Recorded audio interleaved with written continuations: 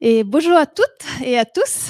Je suis très contente d'être à Lyon aujourd'hui avec vous et c'est parti pour 2 heures de philo. Alors ça va aller vite. Du coup, je voulais vous partager comment la philo et les livres, m'ont beaucoup aidée et ils m'aident actuellement dans mes défis sportifs. Il y a quelque temps, quelqu'un que j'apprécie beaucoup m'a offert un livre et dans ce livre, il y avait une dédicace. Et c'est en italien, mais voilà, c'est marqué, «J'espère en fait que ce livre puisse, t'inspirer autant qu'il m'a inspiré pendant 10 ans». Et moi je dis: «Waouh, c'est powerful», genre le livre, qui l'a inspiré pendant 10 ans. Et c'est quelqu'un de très sportif, quelqu'un qui se met beaucoup de défis et tout. Et du coup, j'ai commencé à lire ce livre-là, donc c'était il y a quelques années. Mais finalement, ça a pas très résonné en moi. Ça a pas trop fonctionné, en fait, et je me suis dit: «Bon, ça a pas eu l'effet, en fait, que j'imaginais». Et donc j'ai mis ce livre un peu de côté et le livre s'appelle, Champion dans la tête. Ça peut être un peu présomptueux, je sais pas comment on dit, mais ça l'est pas du tout. Et je l'ai mis de côté et je dis: «Bon, bah, ça viendra un peu plus tard». Et puis il y a à peu près 1 an, j'avais une idée qui trottait dans ma tête et j'ai décidé, de faire un triathlon. Ça faisait un peu que voilà, ça faisait un moment que je voulais le faire. J'ai toujours aimé bouger, faire du sport, mais là, j'ai décidé de me donner ce défi-là, sachant que, je suis vraiment un bébé en sport d'endurance et donc j'ai parté de loin. J'avais côtoyé les bassins quand j'avais 16, 17 ans, mais depuis, ciao. Bon, j'étais un peu une feignante de la course à pied et bon, le vélo, à part me balader avec mon Peugeot en 1991 à Paris, bon, j'avais pas de vélo course, j'avais pas d'équipement, rien du tout. Bon, en même temps, ça m'a intriguée tellement et je me suis dit: «Vraiment, ça va être quelque chose que je vais faire pour la première fois», que j'avais tellement envie. Et puis voilà, je me suis dit, «Je suis quelqu'un de discipliné, avec, un bon entraînement, une bonne diète, une bonne récupération, un bon entourage, ça va le faire». En même temps, j'avais besoin quand même d'un coup de pouce parce que je savais que voilà, pour moi, c'était une première fois et j'avais besoin d'être un peu accompagnée, d'être réconfortée, et donc je me suis dit, «Allez, pourquoi pas aller chercher un peu, de la philo et les livres?» Et j'ai repris en main ce fameux livre qui s'appelle «Champion dans la tête» que j'avais reçu, quelques années auparavant. Donc j'ai commencé, à lire Champion dans la tête, après la confiance en soi, les vertus des échecs, le malaise dans les civilisations, voilà, plein de livres. Alors j'ai pas tout fini non plus, hein, des fois j'ai lisais par-ci par-là, La Rencontre, des livres un peu des livres de philo, mais en même temps des livres, de sport, un peu tout en fait. Et finalement j'ai retrouvé beaucoup de réconfort là-dedans. Donc voilà, j'ai lisais et tout ça et à un moment donné, je me suis posée vraiment sous des questions, qui pour moi étaient très importantes, surtout pour m'accompagner dans ce défi-là et dans les défis que j'ai actuellement. Donc je me suis posée vraiment sous la question de la confiance en soi et puis, j'ai commencé à corréler l'estime de soi, de la confiance en soi. Parce que l'estime de soi, c'est une valeur un peu abstraite. C'est une valeur qu'on accorde, tu vois, la valeur qu'on accorde un peu à nous-mêmes, mais finalement, c'est méga abstract. Alors que la confiance en soi, c'est la capacité d'y aller. Et Alain, voilà, ce philosophe, il disait: «Le secret de l'action, c'est d'y s'y mettre et d'y aller, d'oser y aller». Donc il y a des personnes typiquement qui ont, voilà, une estime de soi assez importante, mais finalement, ils y vont pas, bah, parce que, peut-être ils veulent pas être démentis par le réel. Alors que moi, je me suis dit: «Bon, ça va, j'ai une estime, moyenne, hein, et du coup, ça va, ça me détend déjà. pour autant, j'ai envie d'avoir de la confiance et donc j'ai envie d'y aller, quoi. Donc déjà, j'ai décorrélé ça et ça m'a fait du bien. Ça m'a détendue et puis je me suis un peu concentrée sur la compétence et la confiance. Parce que la compétence, c'est cette, capacité de faire quelque chose, qu'on sait déjà très bien faire, avec de la facilité.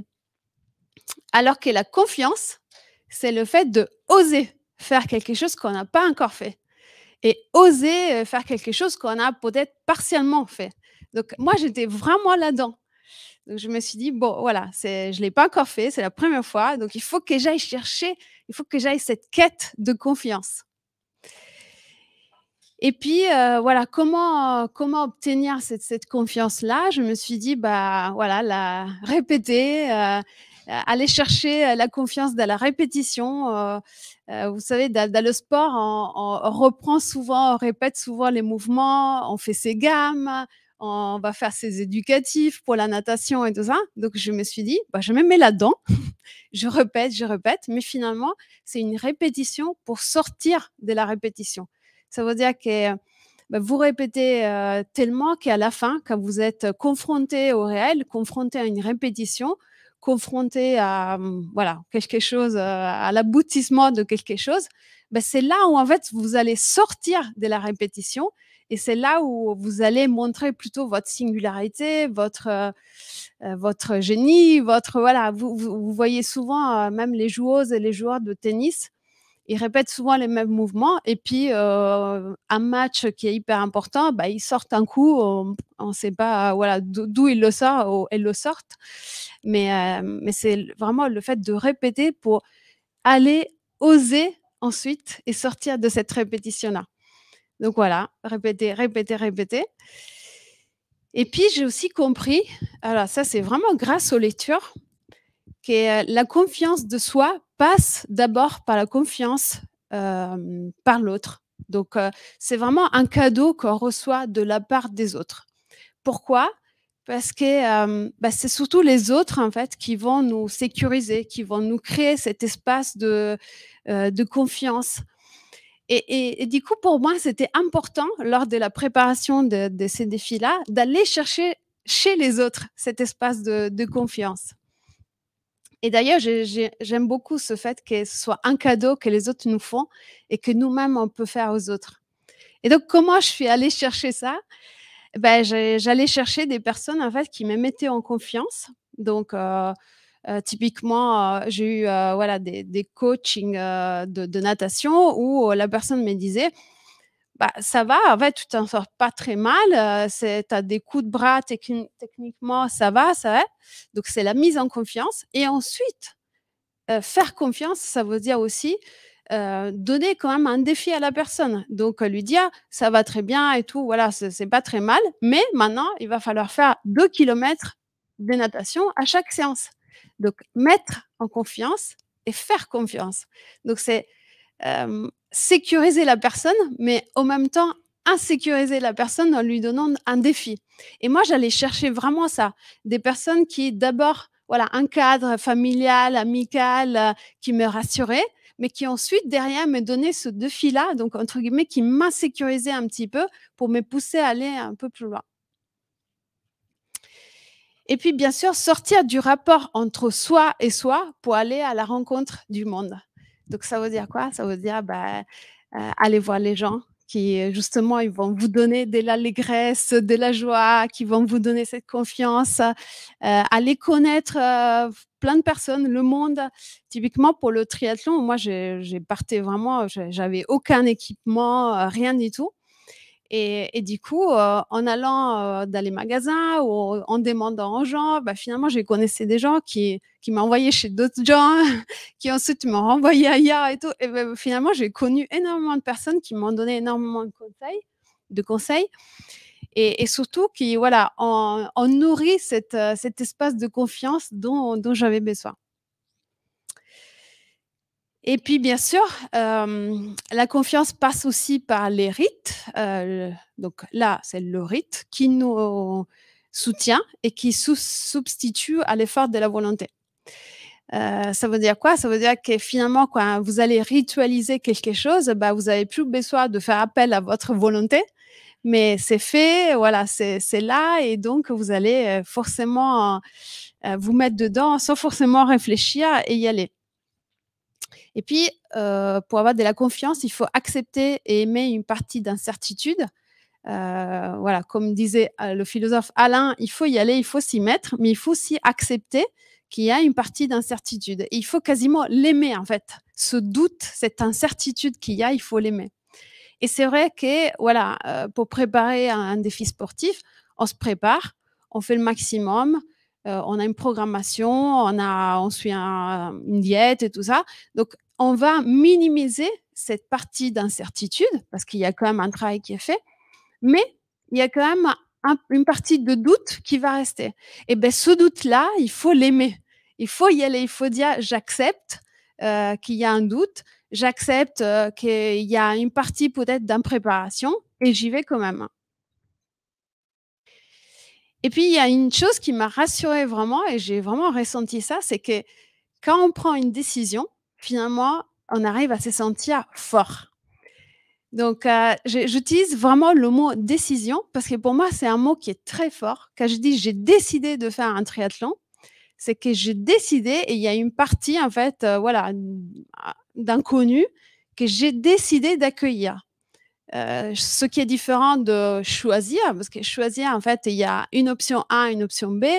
On a des critères rationnels, voilà, on fait une comparaison et on choisit A plutôt que B. Là, non, on décide et dans la décision, il y a, vraiment accueillir cette partie de doute, d'incertitude et du coup, de trouver la force de s'engager dans l'incertitude et j'aime beaucoup ce concept-là, de aimer sa liberté au lieu d'en avoir peur. C'est-à-dire que quand on fait voilà, on décide finalement, on décide de ne pas, obéir à des critères qui sont très rationnels, ou des choses qui sont très claires pour nous. On sait exactement comment ça va se passer, donc on décide de ne pas obéir à ça et c'est une sorte de liberté. Donc il faut aimer sa liberté au lieu d'en avoir peur et Seneca, en italien, disait que le sage justement regarde la décision qu'il a prise et non pas le résultat et c'est très vrai et ça aussi, c'est hyper rassurant. Et puis, je me suis un peu arrêtée sur le courage, je me suis dit, voilà, qu'est-ce que c'est le courage là-dedans? Les Grecs disaient que le courage, c'est quelque chose qui se situe au milieu. Donc, typiquement, si on a, un fil avec, 2 extrémités et on tire le fil vers le haut, bah, il y a un sommet. Eh bien, la vertu du courage, typiquement, se situe entre la témérité et la lâcheté. Donc la témérité, c'est dire: «Ouais, je suis une tête brûlée, finalement je me prépare pas, je m'en fiche, j'y vais, comme ça, YOLO et tout ça». Et la lâcheté, c'est à l'opposé, c'est se dire: «Bah, en fait, non, non, je vais pas m'entraîner à la piscine, 3 fois par semaine parce que de toute façon, j'ai pas une bonne technique, je vais jamais y arriver. Au bout de 2 allers-retours, je vais être essoufflée» ou «Je vais pas faire ci», en gros, je vais me mettre des limites. Eh bien là, c'est le courage, c'est vous tirez le fil, bah, c'est juste au milieu. Et c'est dans le réel où il faut aller chercher cette vérité du courage. C'est là où il faut se confronter. Et parfois, je me disais: «Ouais, mais en fait, c'est dur parce que, à chaque fois, voilà, il faut y aller, il faut y aller, il faut y aller, mais il faut une vie, en fait, pour devenir courageuse ou courageux». Et puis, le courage, c'est aussi, exprimer sa singularité. Ça, on en a déjà parlé, hein. C'est, voilà, il faut l'assumer. C'est un mix de force et de faiblesse, d'imperfection. On est vraiment dans l'humain. Il y a le fait d'être, faillible, d'être, imparfait, de d'y aller en tâtonnant. Et puis accepter aussi que ça va prendre du temps et ça va pas se passer comme ça. Des fois, pour débloquer des petites choses, il faut 1 an, 2 ans, 3 ans, voire 10 ans. Donc accepter vraiment cette sens de l'acceptation. Et il y a une notion aussi qui pour moi est très importante, c'est que l'expérience du réel, elle est beaucoup plus forte de l'échec. Et quand vous faites par exemple, des validations expérimentales pour valider une hypothèse et tout ça et voilà, finalement le résultat, ouais, c'est faux, bah, vous dites: «OK», vous allez, invalider, l'hypothèse, c'est faux et ça, c'est très clair. Par contre, quand vous faites une validation expérimentale et ça va être vrai, bah, ça va pas forcément invalider l'hypothèse. Vous allez dire: «Bah, non, c'est qu'on n'a pas encore trouvé, l'expérimentation qui nous permet de l'invalider». Donc c'est ça qui vous montre que l'expérience du réel, elle est beaucoup plus forte dans l'échec. Et c'est pour ça qu'il faut aussi aller dans l'échec. Et ça, dans les compétitions sportives, c'est très important de l'accepter, de l'accueillir, d'être prêt aussi à avoir cet échec-là. Et du coup, je me suis un peu intéressée aux vertus de l'échec, histoire de dire, bah, c'est très bien en fait. Si je me trompe quelque part, bah, c'est pas grave, il faut savoir l'accueillir, il faut savoir faire face à l'échec. Et donc, si on se met voilà, du côté si on va un peu lister les vertus de l'échec, il y en a pas mal. Il y a la bifurcation, ça veut dire que bon, j'ai rien appris, mais du coup, ça m'a permis de bifurquer ailleurs. Tu vois, je me suis trompée, mais du coup, j'ai changé de route.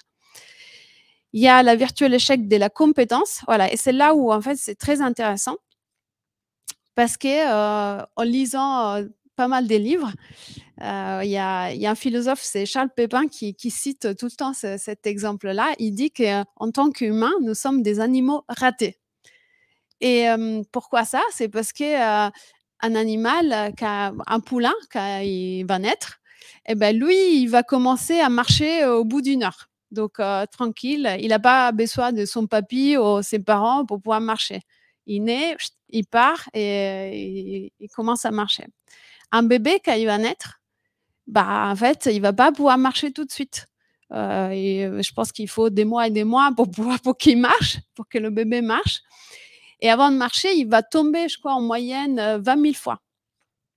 Donc, ça nous prouve que finalement, un animal, il va se fier à cet instinct animal, donc il va pouvoir marcher tout de suite. Alors que nous, en tant qu'humains, eh ben, on va avoir besoin de l'échec pour pouvoir continuer, répéter, apprendre et tout.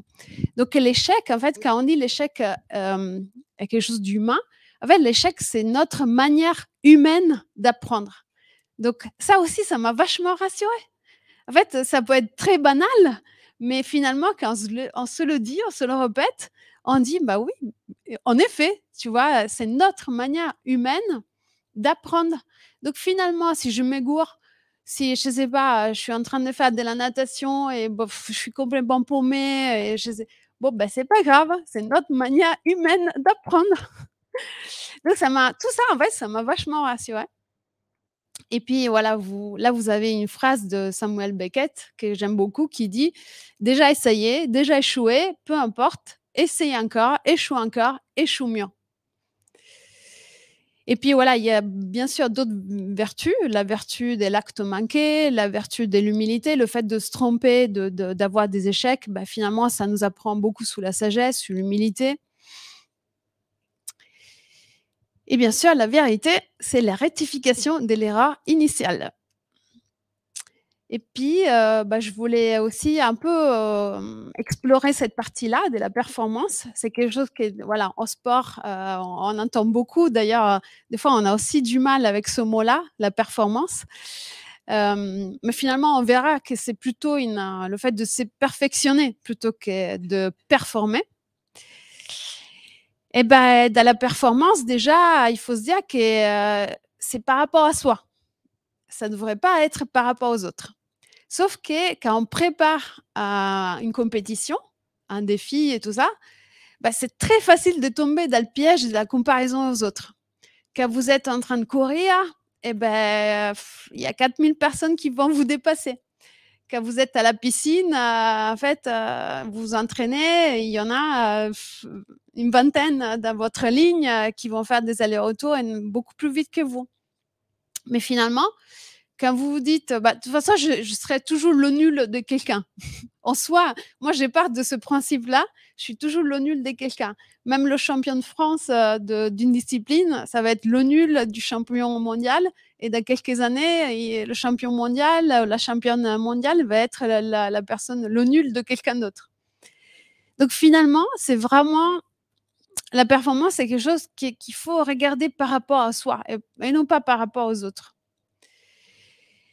Et puis ça, j'aime beaucoup, c'est parce que, j'aime aussi la phrase: «La performance confine avec la grâce, la fluidité, l'allégresse».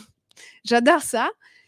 Je sais pas si, vous avez, s'il y a des Cora, voilà, ici, sans doute, hein.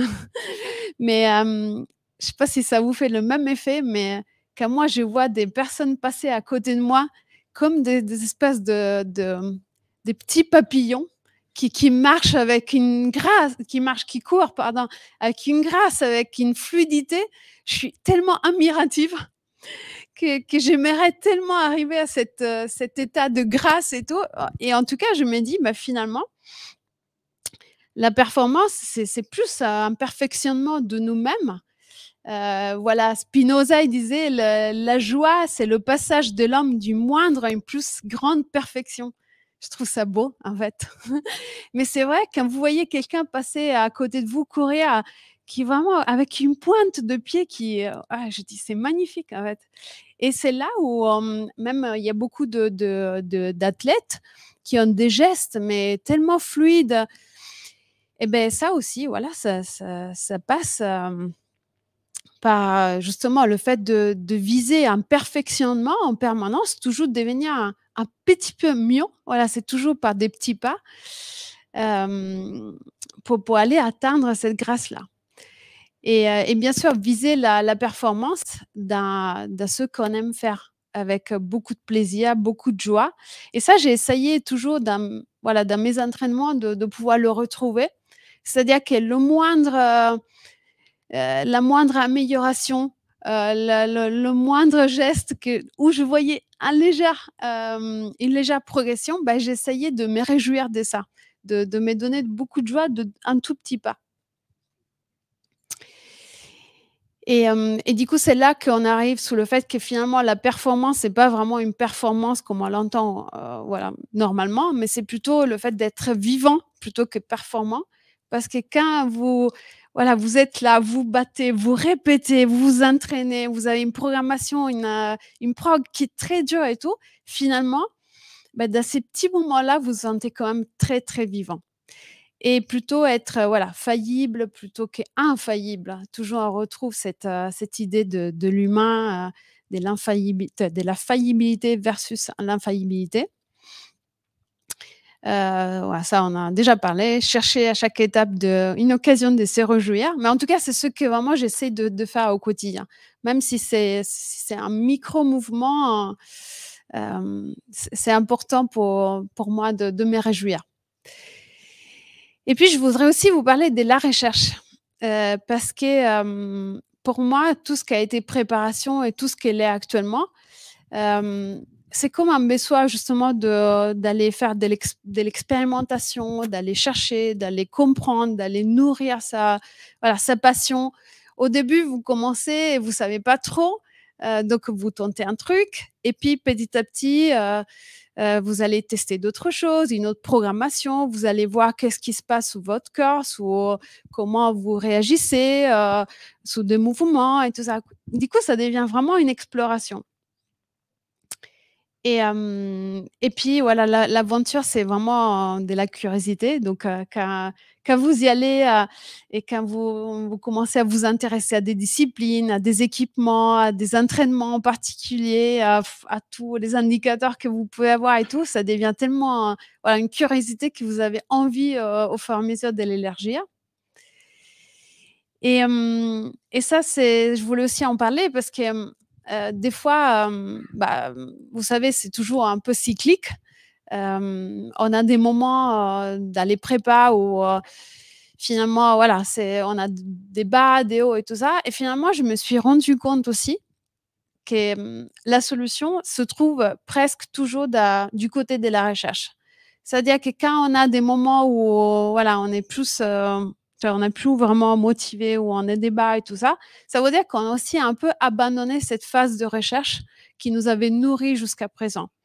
Et du coup, je me dis, bah, là, par exemple, en fin d'année, c'était une période assez compliquée pour moi parce que du coup, j'avais pas des nouveaux objectifs, je m'étais pas remise dedans et j'avais pas vraiment poussé encore plus la recherche après le triathlon et tout ça. Et donc finalement, comme j'ai stagné, je me suis dit: «Oui, peut-être que la solution, c'est aller chercher un nouveau là-dedans, dans l'exploration et de la recherche et se donner des nouveaux défis, c'est donner un nouveau objectif, d'autres choses à explorer, plutôt que se limiter à continuer à faire tout ce que j'avais fait auparavant». Et je voulais conclure du coup là-dessus parce que j'ai pas beaucoup de temps. J'ai juste terminé avec une phrase qui était en réalité un résumé du talk. J'ai écrit ma préparation sportive aujourd'hui est devenue une recherche. Les rites se substituent à l'effort de la volonté. Les échecs sont ma façon humaine d'apprendre. M'inscrire à une nouvelle compétition sportive équivaut aujourd'hui à trouver la force de m'engager dans l'incertitude. Voici comme la philo et les livres m'ont accompagné et m'accompagnent dans la recherche de mon astre perdu via le sport. Voilà, c'est ma conclusion. Merci beaucoup.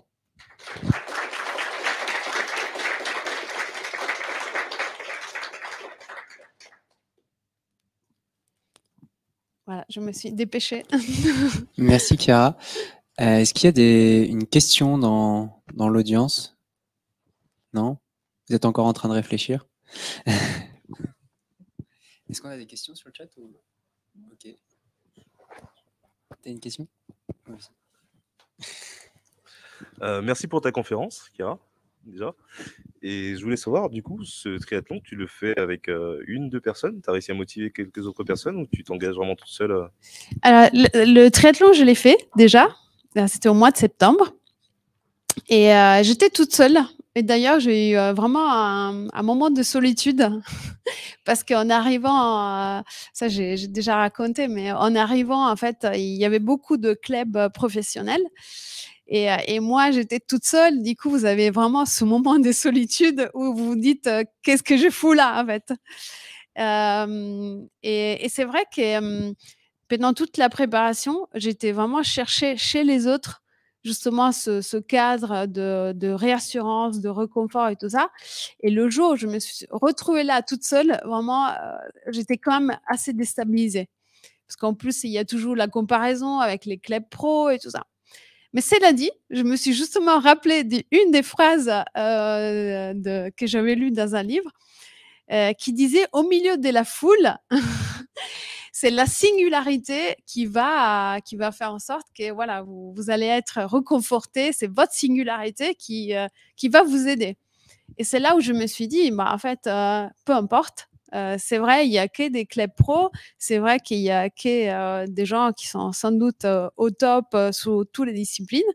Mais moi, voilà, j'ai tout fait. Je me suis préparée pendant des mois et des mois. Et finalement, je suis là juste maintenant pour kiffer, pour, voilà, pour me laisser aller, pour me détacher de tout ça et juste pour kiffer. Et finalement, je suis partie et après, ça a été.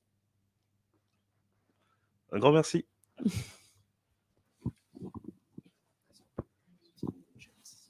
Il y a Guillaume qui demande si tu as trouvé ton défi pour 2023. Oui. Alors, pour 2023, déjà, on a un semi-marathon avec Quentin à Rome.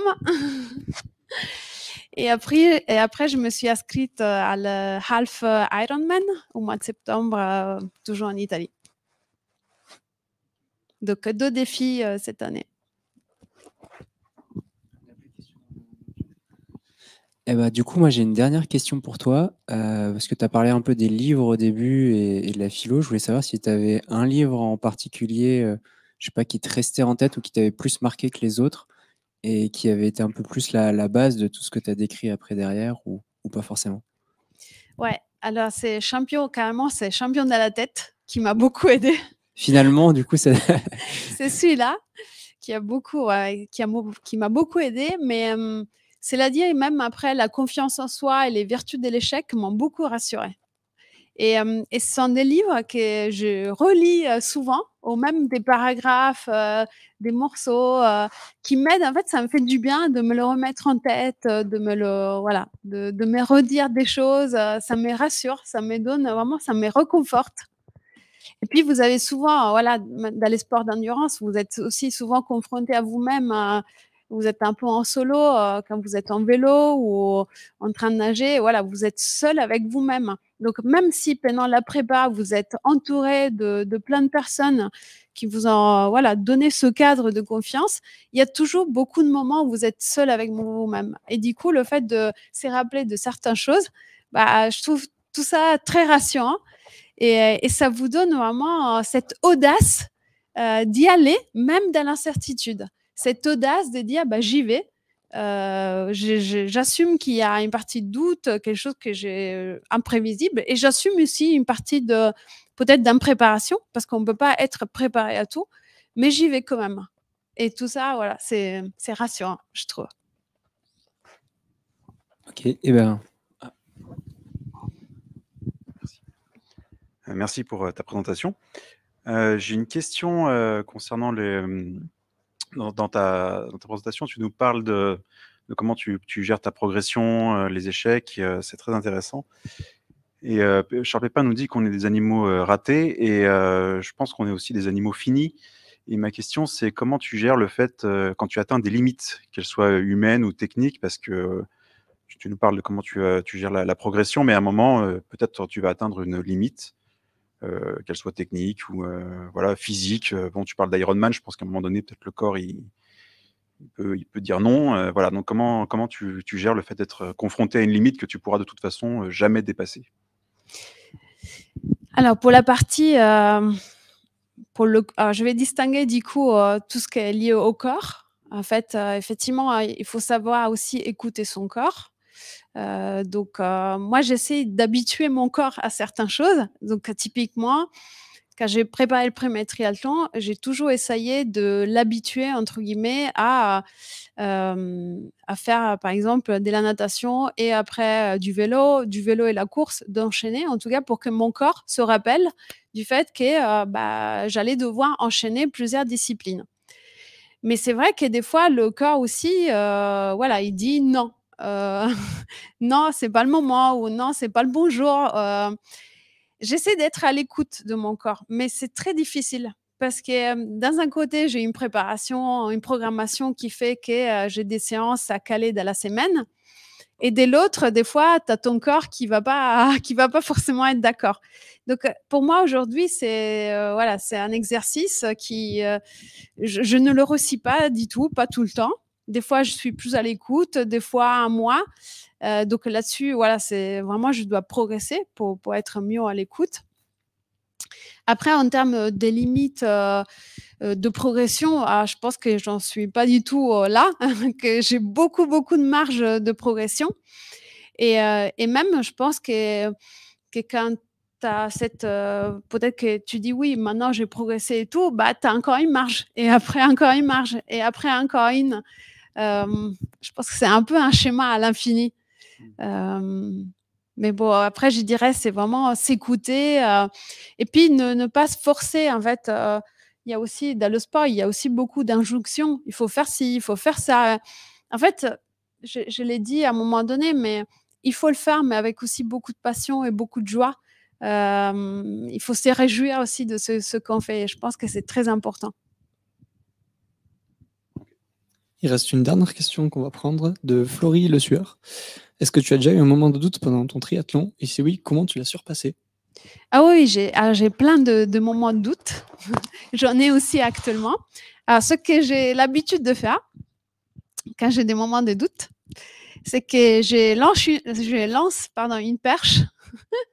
Alors, Mélinée dirait qu'en tant que Sagittaire, on lance une flèche. Mais bon, pour moi, oui, c'est vraiment lancer une petite perche ou une flèche auprès de personnes qui peuvent me rassurer. Donc, souvent, je vais dire aux personnes que je sais qui sont très rassurantes, je vais dire qu'est-ce que tu en penses? J'hésite, là, j'ai doute. et je sais que j'aurai en retour tout le temps une phrase qui va vraiment me rassurer. Typiquement, avec avec la prépa que tu as fait, avec ce que tu fais au quotidien, tu vas pas avoir de problème. Donc, je vais vraiment lancer des perches pour avoir au retour une petite phrase rassurante. Et c'est vrai que sur moi, ça fonctionne, surtout avec les personnes qui sont, je sais qu'ils sont très bienveillantes envers moi.